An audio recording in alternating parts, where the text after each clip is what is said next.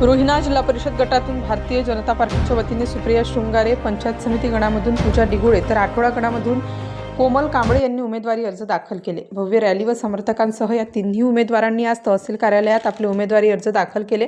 यावेळी सोबत माजी खासदार सुधाकरराव शृंगारे, पंचायत समितीचे माजी सभापती वसंतराव डिगोळे यांच्यासह पक्षाचे पदाधिकारी व कार्यकर्ते उपस्थित होते। मतदारसंघातील रस्ते व शिक्षणाचा अनुशेष भरून काढण्यावर आपला भर राहील अशी प्रतिक्रिया गटाच्या उमेदवार सुप्रिया शृंगारे यांनी आमच्या वृत्तवाहिनीशी बोलताना व्यक्त केली आहे।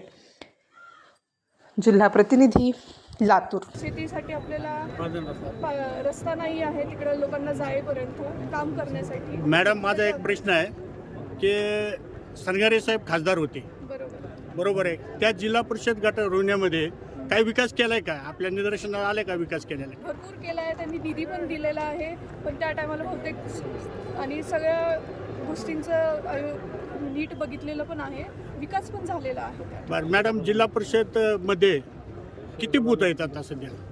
बूथ आता 3 वाढले, 28 होते, अजून 3 वाढले, 31 झाले। आणि मतदारसंख्या मॅडम? मतदारसंख्या 27,000 महिलांचे आहेत, 12,000 आणि पुरुषाचे आहेत 14,000। गणामध्ये उमेदवार कोण आहेत आता आठवडा आणि रोहिण्यामध्ये आपल्या? आता कळेल ते थोडे, आता कळेल की त्याने फॉर्म नाम निदर्शन फॉर्म कोण भरला सोबत तुमच्या? खूप लोक आहेत, सगळे प्रयत्नातच आहेत। तुमच्या गटात?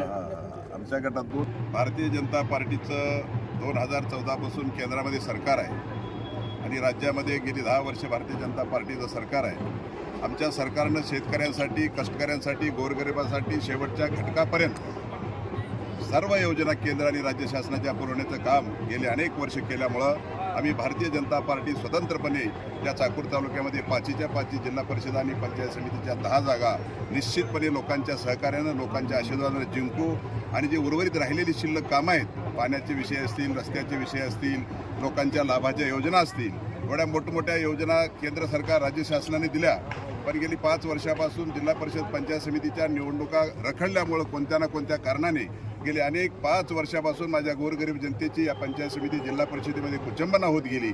आता लवकरच या दोन्ही सभागृहामध्ये लोकनियुक्त, लोकांनी निवडून दिलेले लोक निश्चितपणे येतील आणि पुढच्या काळामध्ये चांगलं काम, चांगलं वातावरण आपल्या तालुक्यात होईल आणि शेवटच्या घटकापर्यंत आपल्या तालुक्याच्या जनतेला केंद्र आणि राज्य शासनाच्या संपूर्ण योजना राबविण्याचा संकल्प आम्ही भारतीय जनता पार्टीच्या कार्यकर्त्यांनी केलेला आहे। साहेब, 30 किलोमीटरच्या अंतरावर असणारा मतदारसंघ अहमदपूर, त्या ठिकाणी युती होते आणि चाकूर तालुक्यामध्ये युती होत नाही। आपण जिल्ह्याचे उपाध्यक्ष आहात पक्षाचे, आपलं काय मत आहे? भारतीय जनता पार्टीच्या नेतृत्वानं निर्णय केला, स्थानिक पातळीवरील सर्व कार्यकर्त्यांनी स्थानिक पातळीवर निर्णय घ्यायचा आदेश आम्हाला आला। रात्री 11 वाजता छोटी मोठी चर्चा झाली आणि चर्चेमधून भारतीय जनता पार्टीच्या सर्व कार्यकर्त्यांची, पदाधिकाऱ्यांची इच्छा अशी झाली, आपली या तालुक्यामध्ये ताकद आहे, गेली 20 वर्षापासून भारतीय जनता पार्टीचा बालेकिल्ला चाकूर तालुका राहिलेला आहे, म्हणून सर्व पक्षाच्या पदाधिकाऱ्यांनी, कार्यकर्त्यांनी असं सांगितलं की निश्चितपणानं भारतीय जनता पार्टी आणि नरेंद्र मोदी आणि आमचे राज्याचे मुख्यमंत्री देवेंद्र फडणवीस यांच्यावर या तालुक्यातील जनतेचा विश्वास असल्यामुळे भारतीय जनता पार्टीने स्वतंत्रपणे लढण्याचा निर्णय घेतलेला आहे। घडामोडी जाणून घेण्यासाठी राष्ट्र माझा लाईव्ह न्यूज चॅनलला सबस्क्राईब व लाईक करा।